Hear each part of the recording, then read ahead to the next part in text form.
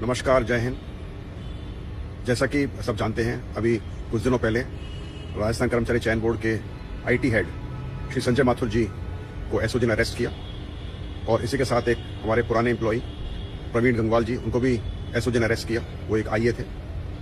ये जो प्रकरण था, ये 2018 की भर्ती थी जो कि 2019 में की गई थी। उसमें हुआ था वुमन सुपरवाइजर परीक्षा में, जिसमें ओएमआर के साथ छेड़छाड़ और उनकी बदली करने का या उस पर फोटोशॉप करने का इल्जाम है और अभी ये जांच के तहत है। एसओजी इसमें जांच कर रही है। जहां तक पारदर्शिता का सवाल है, चूंकि ये बहुत ही पुराना प्रकरण था, मगर उसके बावजूद भी चूंकि संजय माथुर जी हमारे साथ अभी भी हमारे साथ में थे कुछ दिनों तक, तो बहुत जाहिर सी बात है कि सभी को शक होगा, सभी को डर होगा। मगर मैं आपके माध्यम से बताना चाहूंगा कि इस विषय पर डरे नहीं। हमारा प्रयास है कि पिछले 2 साल से जितनी भी परीक्षाएं हमने कराई हैं, 2024 जनवरी से लेकर अभी तक, उसके अंदर हमने पूरा इंश्योर किया है कि उनकी पारदर्शिता बनी रहे, शुचिता बनी रहे, सारे परीक्षाएं बहुत साफ सुथरे तरीके से हों।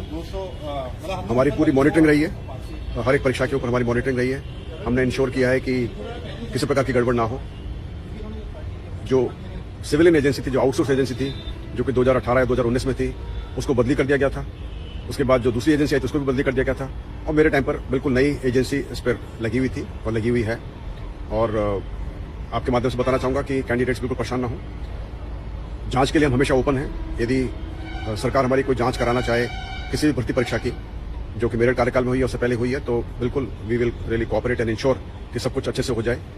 और जांच आने पर यदि कोई भी दोषी पाया जाता है तो कानून के मुताबिक उस पर कार्रवाई होनी चाहिए, चाहे उसमें मैं हूं या मेरे कोई भी सबऑर्डिनेट स्टाफ हो या और कोई भी हो। मुझे पूरी उम्मीद है कि सभी का भरोसा बना रहेगा। इसके साथ ही बताना चाहूंगा कि मेरे आने के बाद हमने कई सारे नवाचार किए और इस विषय के ऊपर, यानी कि जो कि स्कैनिंग होती है या रिजल्ट जो बनाया जाता है, उस पर भी खूब सारे हमने नवाचार किए और इंश्योर किया कि सीसीटीवी फुटेज होना चाहिए, मॉनिटरिंग होनी चाहिए, सारा इसका जो फुटेज सभी को दिखना चाहिए। तो इससे बहुत सारी चीज़ें की गई हैं। मुझे उम्मीद है कि इससे जो परीक्षा का जो एक प्रोसेस था वो बिल्कुल साफ सुथरा है और आगे भी रहेगा। और भी कुछ सुधार करने की आवश्यकता होगी तो किए जाएंगे। और चूंकि we are open for investigation, मुझे उम्मीद है कि यदि आवश्यकता हुई तो उसमें इन्वेस्टिगेशन होगा।